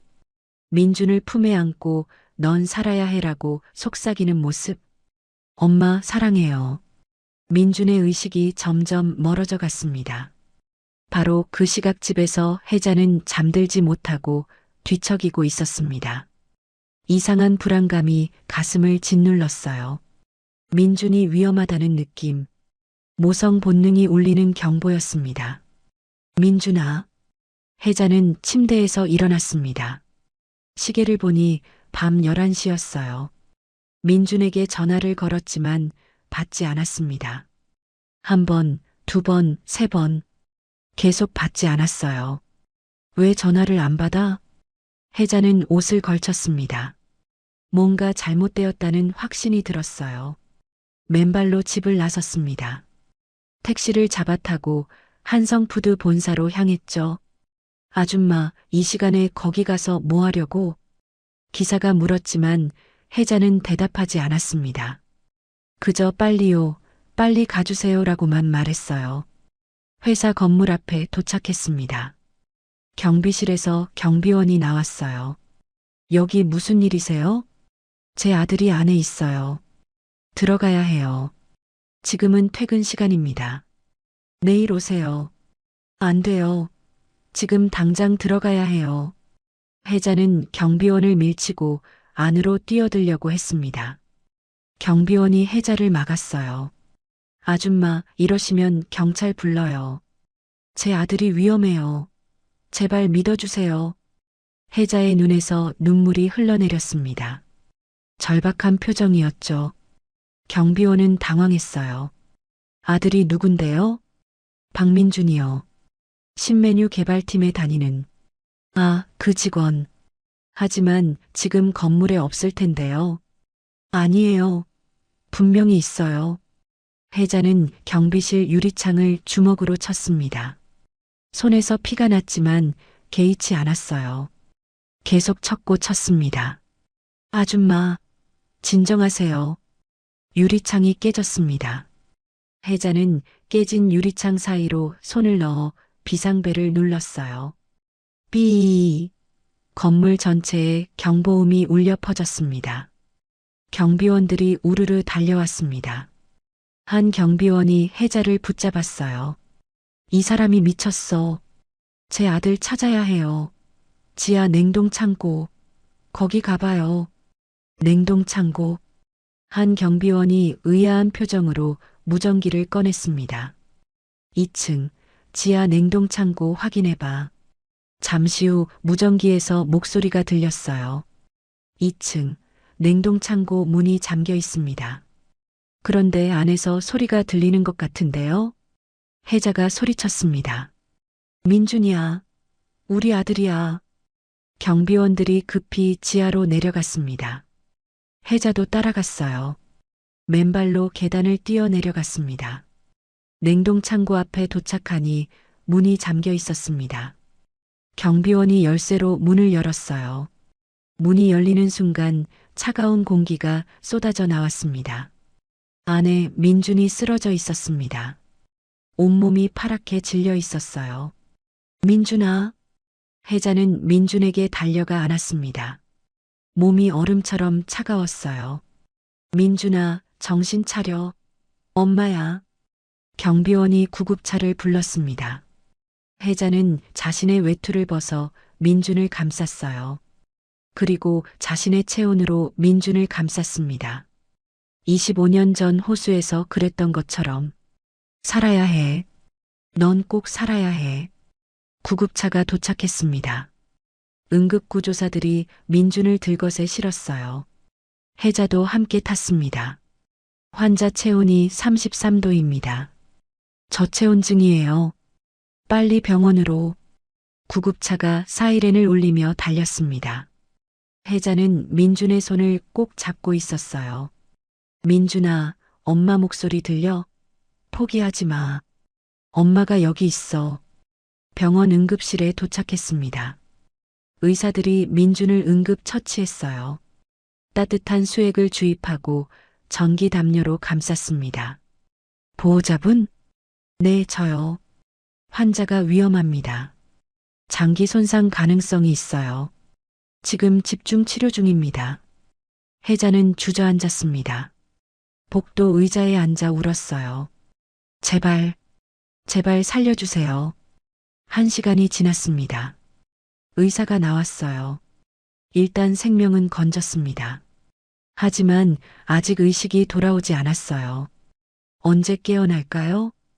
그건 환자 상태에 달렸습니다. 기다려봐야 해요.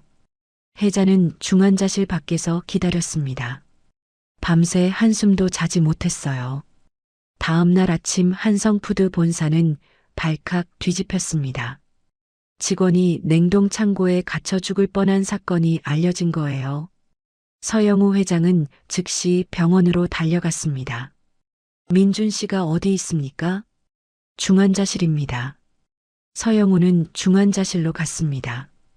유리창 너머로 침대에 누워있는 민준이 보였어요. 온갖 장비에 연결된 모습, 서영우의 가슴이 찢어지는 것 같았습니다. 복도에서 혜자가 앉아 있었습니다. 서영우가 다가갔어요.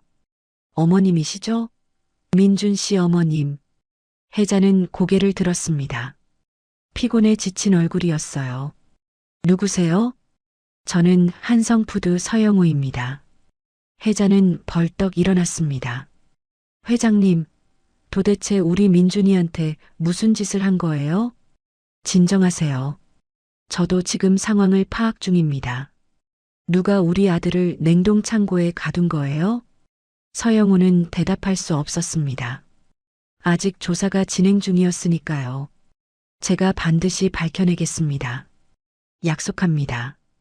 그때 중환자실에서 간호사가 나왔습니다. 환자가 깨어났어요. 혜자와 서영우가 동시에 안으로 들어갔습니다. 민준이 천천히 눈을 뜨고 있었어요. 초점 없는 눈빛이었지만 살아 있었습니다. 민준아. 혜자는 민준의 손을 잡았습니다. 민준이 혜자를 보며 희미하게 웃었어요. 엄마. 그래, 엄마야. 괜찮아. 서영우도 민준 곁으로 다가갔습니다. 민준이 서영우를 보았어요. 회장님, 민준 씨, 누가 자네를 냉동 창고에 가뒀나? 민준은 떨리는 목소리로 대답했습니다. 최서진 부사장님이요. 서영우의 얼굴이 굳어졌습니다. 최서진, 자신의 처남, 믿었던 사람, 왜 그랬다고 했나? 민준은 고개를 저었습니다. 잘 모르겠어요. 그냥 제가 살아있으면 안 된다고. 서영우는 전화기를 꺼냈습니다. 경찰에 신고했어요. 그리고 회사 법무팀에도 연락했습니다. 의사가 들어와 민준을 진찰했습니다. 혜자와 서영우는 잠시 밖으로 나왔어요. 회장님, 우리 민준이가 죽을 뻔했어요. 죄송합니다, 어머님. 제 회사에서 일어난 일입니다. 누가 왜 이런 짓을 했을까요? 서영우도 그게 궁금했습니다. 최서진이 왜 민준을 죽이려 했을까? 단순히 질투 때문일까? 의사가 다시 나왔습니다. 보호자분들, 환자 상태가 안정되었습니다. 하지만 일주일 정도 입원이 필요합니다. 알겠습니다. 서영우와 혜자는 다시 중환자실로 들어갔습니다. 민준은 눈을 감고 쉬고 있었어요. 서영우는 민준을 내려다봤습니다. 그때 병원복 소매가 흘러내려 민준의 왼쪽 어깨가 드러났습니다. 붉은 별 모양 반점이 선명하게 보였어요. 서영호의 심장이 멎는 것 같았습니다. 그 반점, 25년 전 자신의 아들이 태어났을 때 의사가 말했던 바로 그 반점이었어요. 이 아이는 왼쪽 어깨에 붉은 별 모양 반점이 있습니다. 아주 드문 경우죠. 의사의 목소리가 귓가에 생생하게 들렸습니다. 서영호는 손이 떨렸어요. 설마 이 아이가? 어머님. 서영호가 떨리는 목소리로 혜자를 불렀습니다. 네. 민준 씨를 어디서 만나셨습니까? 25년 전 겨울에 호수에서 구했어요. 서영호의 얼굴이 창백해졌습니다. 호수요? 네. 얼어붙은 호수 한복판에 버려져 있었어요. 아기가 얼음 구멍에 빠져 있었죠. 그때 이 반점이 있었나요? 혜자는 민준의 어깨를 보았습니다. 네. 그 반점 때문에 한동안 걱정했어요. 화상인 줄 알았거든요. 서영호는 주저앉았습니다. 다리에 힘이 풀렸어요. 25년 전 자신의 아들이 실종되었습니다. 경찰은 유괴라고 했지만 시신도 찾지 못했죠. 서영호는 아들이 죽었다고 믿었어요. 하지만 지금 눈앞에 있는 이 청년이 자신의 아들일 수 있다는 걸까? 어머님, 민준 씨가 태어난 날짜를 아십니까? 정확히는 몰라요. 제가 구했을 때 갓난아기였으니까. 병원에서는 생후 사흘 정도라고 했어요. 서영호는 계산을 해봤습니다. 시기가 정확히 일치했어요. 자신의 아들이 실종된 날과. 회장님, 괜찮으세요? 얼굴이 안 좋으신데. 어머님, 제가 확인해 봐야 할 게 있습니다. 서영호는 급히 병원을 나갔습니다. 차에 올라타 최서진에게 전화를 걸었어요. 하지만 받지 않았습니다. 한 번, 두 번, 세 번. 계속 받지 않았죠. 서영호는 최서진의 집으로 향했습니다. 문을 두드렸지만 아무도 나오지 않았어요. 비밀번호를 눌러 문을 열고 들어갔습니다. 서진아, 어디 있어? 집안은 조용했습니다. 서영호는 서재로 갔어요. 책상 위에 서류들이 어지럽게 널려 있었습니다. 그중 한 서류가 눈에 띄었어요. 박민준 신원조사 보고서. 서영호는 서류를 집어들었습니다. 떨리는 손으로 읽기 시작했어요. 보고서에는 민준의 모든 것이 적혀 있었습니다. 출생 추정일, 구조된 장소, 혜자가 키운 과정, 그리고 마지막 페이지에는 빨간 펜으로 큰 글씨가 쓰여 있었어요. 서영호 회장의 친아들. 25년 전 내가 버린 그 아이. 서영호는 서류를 떨어뜨렸습니다. 온몸이 떨렸어요. 최서진이 자신의 아들을 버렸다는 건가? 서영호는 미친 듯이 집을 뒤졌습니다. 증거를 찾아야 했어요. 서재 서랍을 열자 오래된 일기장이 나왔습니다. 25년 전 날짜가 적혀 있었죠. 오늘 그 일을 했다. 형님의 아들을 호수에 버렸다. 이제 후계자는 내 아들이 될 것이다. 미안하지만 어쩔 수 없었다. 내 가족을 위해서. 서영호는 일기장을 바닥에 내던졌습니다. 분노와 슬픔이 동시에 치밀어 올랐어요. 믿었던 처남이, 동생의 남편이 자신의 아들을 죽이려 했다니. 서영호는 전화기를 꺼내 경찰에 전화했습니다. 최서진을 당장 체포해 주십시오. 살인미수와 유기죄입니다. 1시간 후 경찰이 도착했습니다. CCTV 영상도 확인했어요. 최서진이 민준을 냉동창고로 유인하는 장면이 선명하게 찍혀 있었죠. 최서진 부사장을 수배하겠습니다. 최서진은 김포공항에서 체포되었습니다. 해외로 도망치려던 참이었어요. 수갑을 찬 최서진이 경찰차에 실렸습니다. 서영호는 경찰서로 향했습니다. 조사실 유리창 너머로 최서진이 앉아 있었어요. 고개를 푹 숙인 채 서영우가 조사실로 들어갔습니다. 최서진이 고개를 들었어요. 두 사람의 눈이 마주쳤습니다. 형님, 입 닥쳐. 서영우의 목소리는 차가웠습니다. 내가 내 아들을 버렸어? 최서진은 대답하지 않았습니다. 대답해. 25년 전 내 아들을 호수에 버린 게 너야? 서영우는 책상을 주먹으로 쳤습니다. 왜 대답을 안 해? 형님, 저는 민준이가 내 아들이지? 왼쪽 어깨에 붉은 별 반점이 있는 그 아이. 내가 낳은 그 아이 맞지? 최서진의 눈에서 눈물이 흘러내렸습니다. 형님, 죄송합니다. 죄송하다고? 죄송하다는 말로 끝낼 일이야? 저도 어쩔 수 없었어요. 후계자 자리가 제 아들들한테 가야 했어요. 그래서 내 아들을 죽이려 한 거야? 갓난아기를.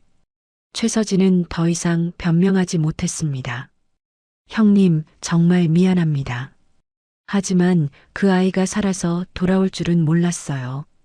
그래서 또 죽이려고 했어? 냉동 창고에 가둬서? 제 인생이 끝나는 게 보였어요. 그 아이가 형님 아들인 걸 알았을 때 저는 너무 두려웠어요. 서영우는 최서진의 멱살을 잡았습니다. 내가 두려워? 내 아들은 25년 동안 가난하게 살았어. 친아버지도 모른 채. 내가 무슨 권리로 두렵다는 거야. 형님. 서영우는 최서진을 밀쳤습니다. 최서진은 의자에서 넘어졌어요. 너는 이제 내 처남이 아니야. 그냥 범죄자일 뿐이야. 서영우는 조사실을 나왔습니다. 복도에서 무릎을 꿇고 울었어요. 25년 만에 찾은 아들. 하지만 그 아들을 잃게 만든 건 믿었던 가족이었습니다. 서영우는 경찰서를 나와 곧장 병원으로 향했습니다. 차 안에서도 눈물이 멈추지 않았어요. 25년 동안 죽었다고 믿었던 아들. 그 아들이 살아있었고 자신의 곁에 있었습니다. 병원에 도착한 서영우는 중환자실로 뛰어갔습니다.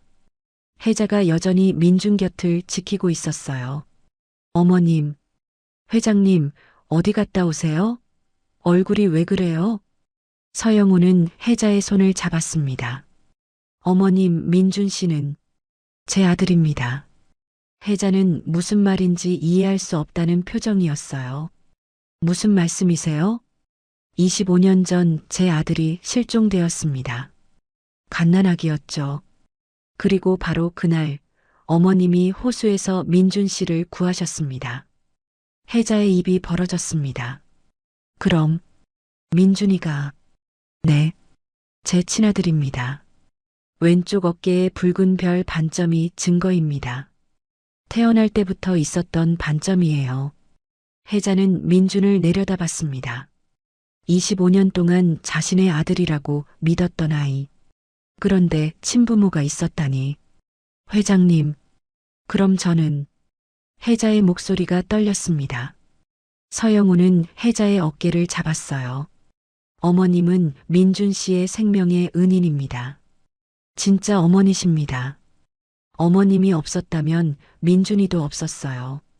하지만 이제 친아버지를 찾았는데 어머님 민준이에게는 두 명의 부모가 있습니다. 생명을 준 저와 생명을 구하고 키워주신 어머님. 우리 모두 민준이의 가족입니다. 혜자의 눈에서 눈물이 흘렀습니다. 기쁨과 슬픔이 뒤섞인 눈물이었어요. 정말 그래도 되나요? 당연합니다. 제가 부탁드립니다. 계속 민준이의 어머니로 남아주세요. 둘은 서로를 껴안고 울었습니다. 민준은 여전히 잠들어 있었지만 평화로운 얼굴이었어요. 다음 날 민준이 완전히 깨어났습니다. 의식도 또렷했고 몸 상태도 많이 회복되었어요. 물 좀 주세요. 혜자가 황급히 물을 따라 주었습니다. 민준이 천천히 마셨어요. 엄마, 제가 얼마나 잤어요? 이틀이야. 정말 놀랐어. 민준은 주변을 둘러봤습니다. 서영우가 옆에 서 있었어요. 회장님도 오셨네요.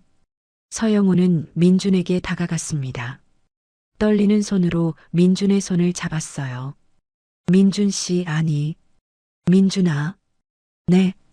너는 내 아들이야. 민준은 순간 멈췄습니다. 무슨 말인지 이해할 수 없었어요. 무슨 말씀이세요? 서영우는 천천히 모든 것을 설명했습니다.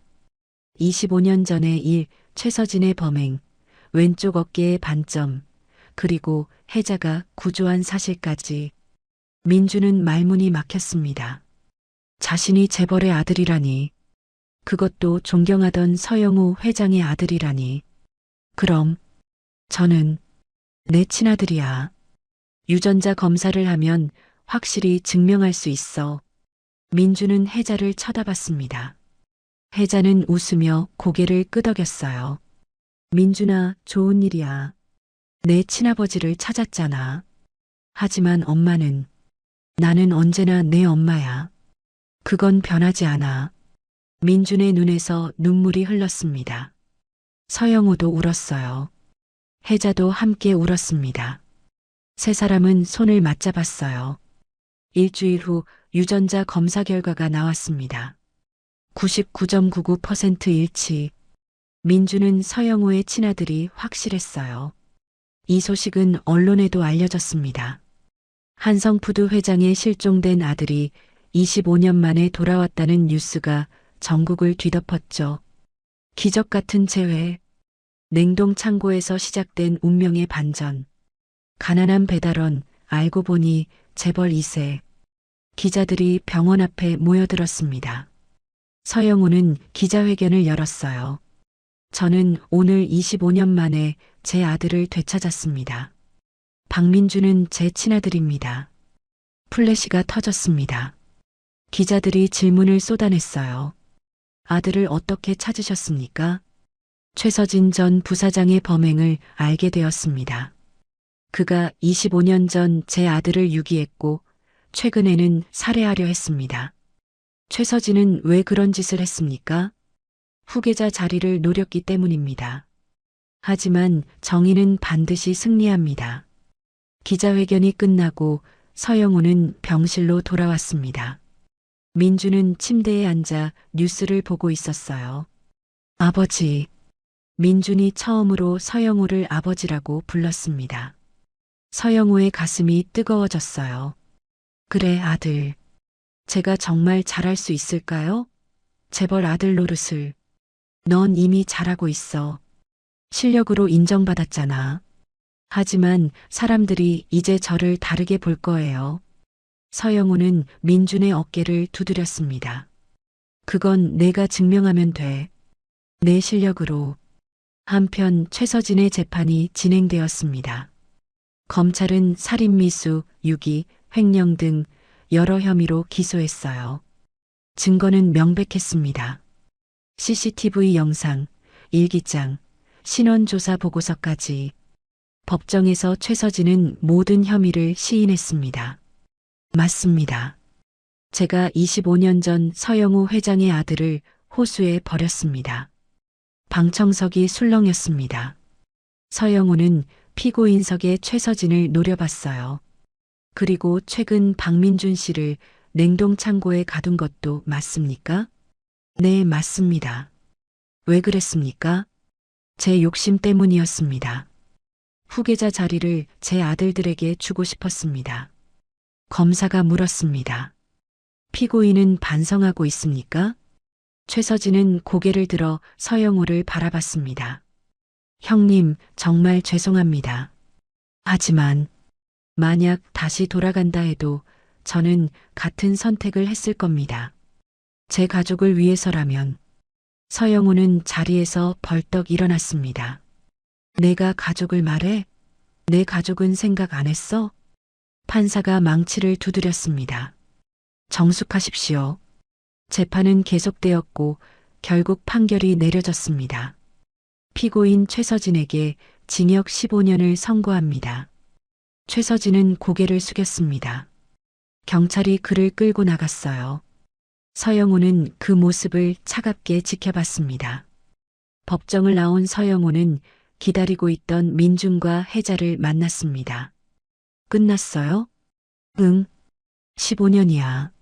많이 받았네요. 당연하지. 더 받아야 해. 세 사람은 함께 차에 올라탔습니다. 혜자가 조심스럽게 물었어요. 회장님, 앞으로 어떻게 하실 건가요? 서영호는 잠시 생각했습니다. 그리고 민준을 쳐다봤어요. 민준이를 정식으로 후계자로 발표할 겁니다.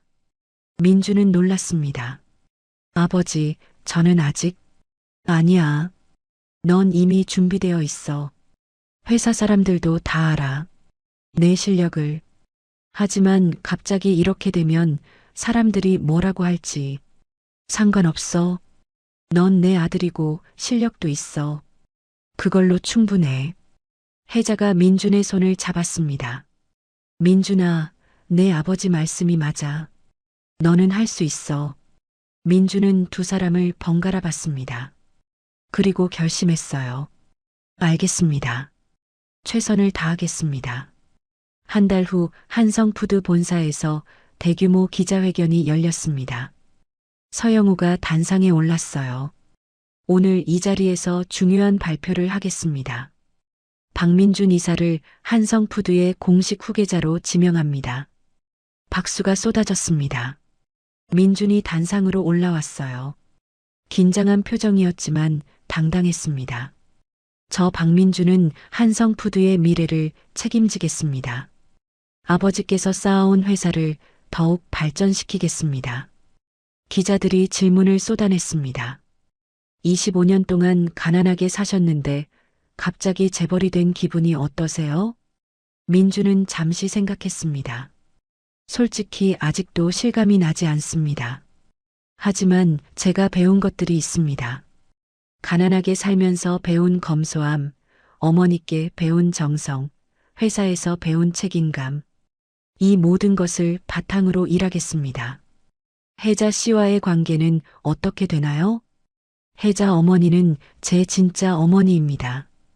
피가 섞이지 않았어도 저를 키워주신 분입니다. 평생 제 어머니로 모실 겁니다. 방청석에 앉아있던 혜자의 눈에 눈물이 맺혔습니다.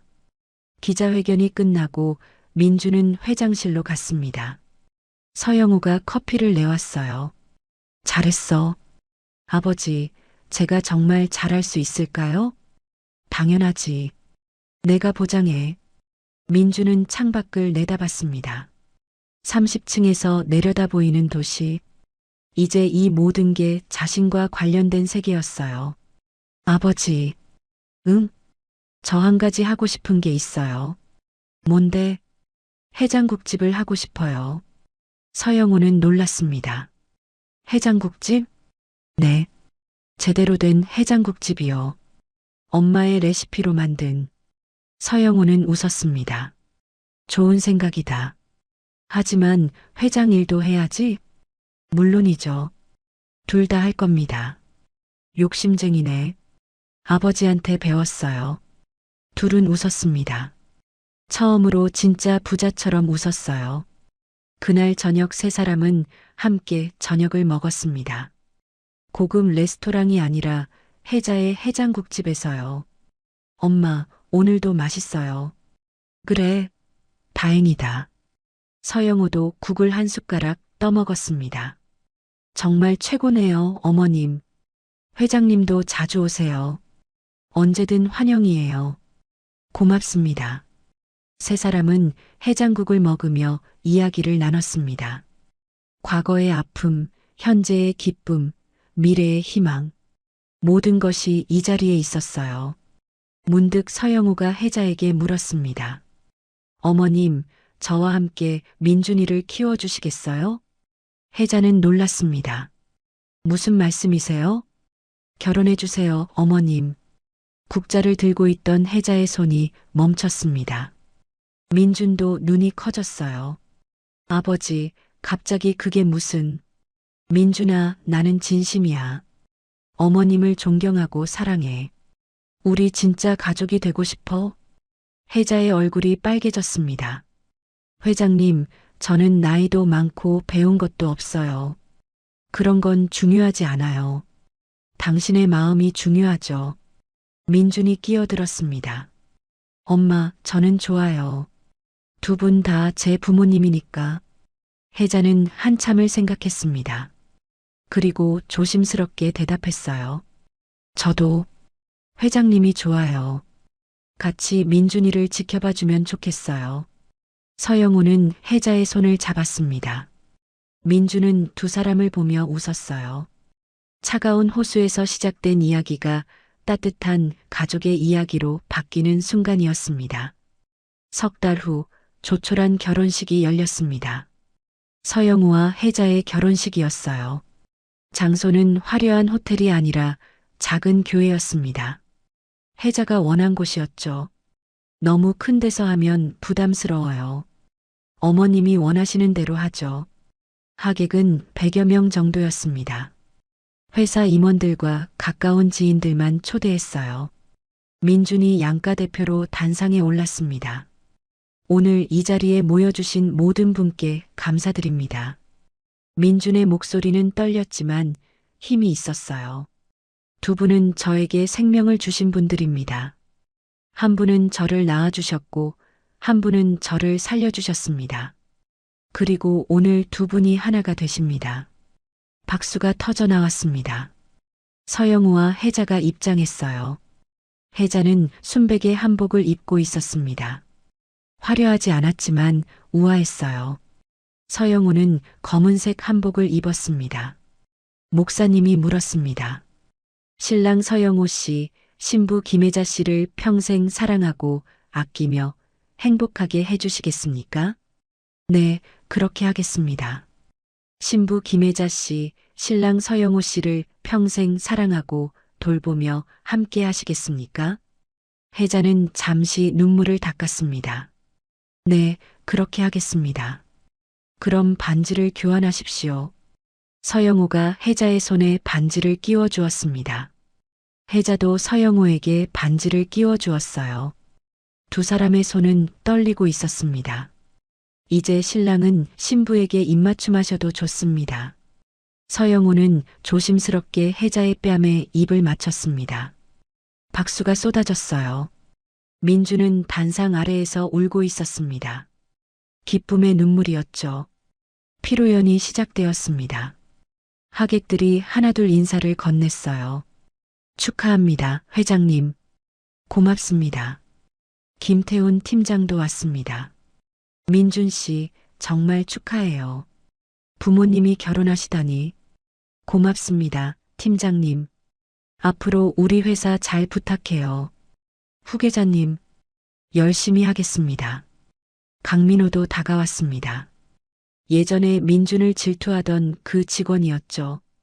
민준 씨, 저 사과하고 싶어요. 무슨 말씀이세요? 예전에 제가 못되게 굴었잖아요. 정말 미안해요. 민준은 손을 내밀었습니다. 괜찮아요. 다 지난 일이에요. 강민호는 민준의 손을 잡았습니다.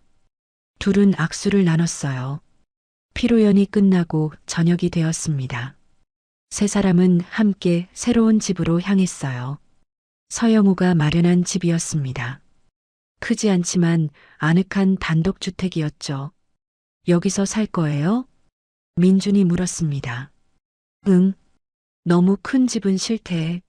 어머니가. 저는 작은 게 편해요. 혜자가 웃으며 말했습니다. 집 안으로 들어가니 가구가 모두 배치되어 있었습니다. 거실에는 따뜻한 조명이 켜져 있었어요. 민준아, 너도 여기서 같이 살자. 서영우가 말했습니다. 네, 저는 괜찮아요. 두 분끼리 사세요. 아니야. 가족이잖아. 같이 살아야지. 혜자도 고개를 끄덕였습니다. 그래, 민준아. 같이 살자. 민준은 망설였지만 결국 받아들였습니다. 알겠습니다. 그날 밤 세 사람은 거실에 모여 앉았습니다. 혜자가 차를 끓여왔어요. 자, 마셔요. 고맙습니다. 서영우가 차를 한 모금 마셨습니다. 따뜻했어요. 어머님, 왜요? 이제 어머님이 아니라 여보라고 불러도 되죠? 혜자는 얼굴이 빨개졌습니다. 아이고, 부끄러워라. 민주는 두 사람을 보며 웃었습니다. 이렇게 편안한 분위기는 처음이었어요. 다음 날 아침 서영우는 일찍 일어났습니다. 출근 준비를 하다가 부엌으로 갔어요. 혜자가 아침밥을 짓고 있었습니다. 여보, 이렇게 일찍? 습관이에요. 평생 이 시간에 일어났거든요. 이제 편히 쉬셔도 돼요. 아니에요. 저는 일하는 게 좋아요. 서영우는 혜자의 어깨를 안았습니다. 고마워요. 뭐가요? 민준이를 살려줘서, 그리고 나한테 와줘서. 혜자는 서영우의 손을 잡았습니다. 저야말로 고마워요. 민준이한테 아버지를 찾아줘서. 둘은 서로를 바라보며 웃었습니다. 민준도 일어났습니다. 부엌으로 가니 두 사람이 함께 밥을 차리고 있었어요. 제가 도와드릴게요. 괜찮아. 앉아 있어. 세 사람은 함께 아침밥을 먹었습니다. 된장찌개와 김치, 계란말이. 평범한 아침이었지만 행복했어요. 아버지, 오늘 회사에서 신제품 발표회 있죠? 응. 내가 개발한 프리미엄 라인. 잘 될까요? 당연하지. 내 손맛이잖아. 밥을 먹고 서영우와 민주는 함께 출근했습니다. 같은 차를 타고 회사로 향했어요. 민준아. 네. 너 요즘 해장국집 생각은 안 해? 하고 싶죠. 하지만 회사 일이 바빠서. 시간 내서 해봐. 내 꿈이잖아. 정말요? 응. 회장 일만 하라는 법은 없어. 내가 하고 싶은 것도 해야지. 민주는 가슴이 뜨거워졌습니다. 감사합니다, 아버지. 회사에 도착하자 직원들이 인사를 건넸습니다. 회장님, 이사님, 안녕하십니까? 응, 수고해요. 민주는 자신의 사무실로 갔습니다. 이제는 넓은 사무실이 생겼어요. 후계자 대우였죠. 책상에 앉아 서류를 보는데 전화가 왔습니다. 김태훈 팀장이었어요. 이사님, 신제품 반응이 폭발적입니다. 정말요? 네. 온라인 주문이 쇄도하고 있어요. 백화점에서도 연락이 와요.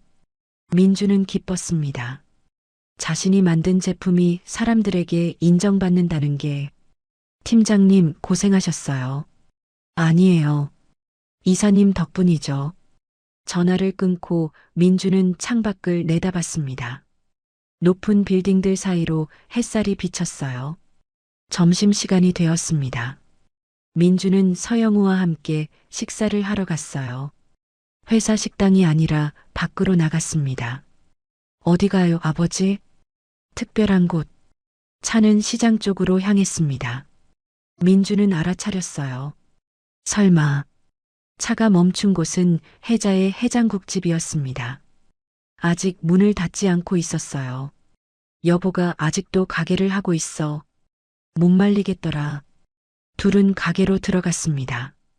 혜자가 앞치마를 두르고 손님을 맞고 있었어요. 어머, 왜 왔어요? 점심 먹으러 왔죠. 회사 식당도 있잖아요. 여보 국이 더 맛있어요. 혜자는 얼굴이 빨개졌습니다. 민주는 웃으며 자리에 앉았어요. 엄마, 저도 주세요. 그래, 금방 끓여줄게. 세 사람은 해장국을 먹으며 이야기를 나눴습니다. 다른 손님들이 신기한 듯 쳐다봤어요. 재벌 회장과 후계자가 시장 해장국집에서 밥을 먹는 모습이 낯설었던 거죠. 회장님, 여기가 맛집이었네요. 한 손님이 말을 걸었습니다. 네, 최고죠. 이사님도 여기 자주 오세요? 저는 어릴 때부터 여기서 먹었어요. 손님들은 감탄했습니다. 재벌이면서도 서민적인 모습에 호감을 느꼈어요. 밥을 먹고 회사로 돌아가는 길에 서영우가 말했습니다. 민준아, 해장국집 차리자. 네. 어머니 가게를 키우는 거야. 제대로 된 브랜드로. 민주는 눈이 커졌습니다. 정말 괜찮아요? 당연하지. 한성푸드의 새로운 사업이야. 내가 책임지고. 고맙습니다, 아버지. 고마울 것 없어. 내 꿈이잖아. 석 달 후 해잔의 해장국이라는 브랜드가 탄생했습니다. 첫 매장은 강남에 열렸어요. 고급스러우면서도 따뜻한 인테리어였습니다. 오픈날 수많은 사람이 줄을 섰습니다. 언론도 취재를 나왔어요. 한성푸드 후계자가 직접 만든 해장국집, 재벌가의 서민적 도전. 민주는 주방에서 직접 육수를 끓였습니다. 24시간 동안 정성껏 우려낸 육수. 해자가 평생 만들어온 그 맛이었어요. 서영우는 홀에서 손님들을 맞았습니다. 회장이 직접 서빙을 하는 모습에 손님들은 놀랐어요. 회장님이 직접요? 네. 제 아들이 만든 국이거든요. 자랑하고 싶어서요. 해자는 카운터에 앉아 계산을 받습니다. 손님들에게 인사하며 웃었어요. 맛있게 드세요. 감사합니다. 첫날 매출은 예상을 훨씬 뛰어넘었습니다. 문을 닫을 때까지 손님이 끊이지 않았어요. 저녁 늦게 세 사람은 빈 매장에 앉았습니다. 피곤했지만 행복했어요. 여보, 오늘 대박이었어요. 그러게요. 민준이 덕분이에요. 민주는 두 사람을 바라봤습니다. 아니에요. 우리 모두 덕분이에요. 서영우가 말했습니다. 이제 진짜 가족이 된 것 같아. 맞아요. 해자도 고개를 끄덕였습니다. 피가 아니라 마음으로 이어진 가족. 민주는 일어나서 두 사람을 껴안았습니다. 서영우와 해자도 민준을 안았어요. 세 사람은 한참을 그렇게 서 있었습니다. 1년이 흘렀습니다. 해잔의 해장국은 전국에 10개 매장을 열었어요. 모두 성공적이었습니다. 민주는 한성푸드 부회장이 되었고 동시에 해장국 브랜드의 대표가 되었어요. 어느 겨울날 저녁 세 사람은 처음 만났던 그 호수로 갔습니다. 26년 전 민준이 버려졌던 곳이었어요. 호수는 여전히 얼어 있었습니다. 하지만 이제는 차갑지 않았어요. 세 사람의 따뜻한 마음이 녹여낸 것 같았습니다. 여기가 그곳이에요? 민준이 물었습니다. 응, 여기서 너를 구했어. 해자가 대답했습니다. 서영우는 호수를 바라보며 말했습니다. 26년 전 이 자리에서 내 아들이 버려졌어. 하지만 천사가 구해줬지. 해자는 고개를 저었습니다. 저는 천사가 아니에요. 그냥 엄마였어요. 민주는 두 사람의 손을 잡았습니다. 저는 세상에서 가장 운이 좋은 사람이에요. 두 분의 부모님을 만났으니까요. 세 사람은 서로를 꼭 껴안았습니다. 차가운 겨울바람이 불었지만 따뜻했어요. 하늘에서 눈이 내리기 시작했습니다. 하얀 눈송이가 세 사람을 감쌌어요. 마치 축복처럼. 자, 이제 집에 가자. 따뜻한 해장국 끓여줄게. 해자가 말했습니다. 좋아요, 여보.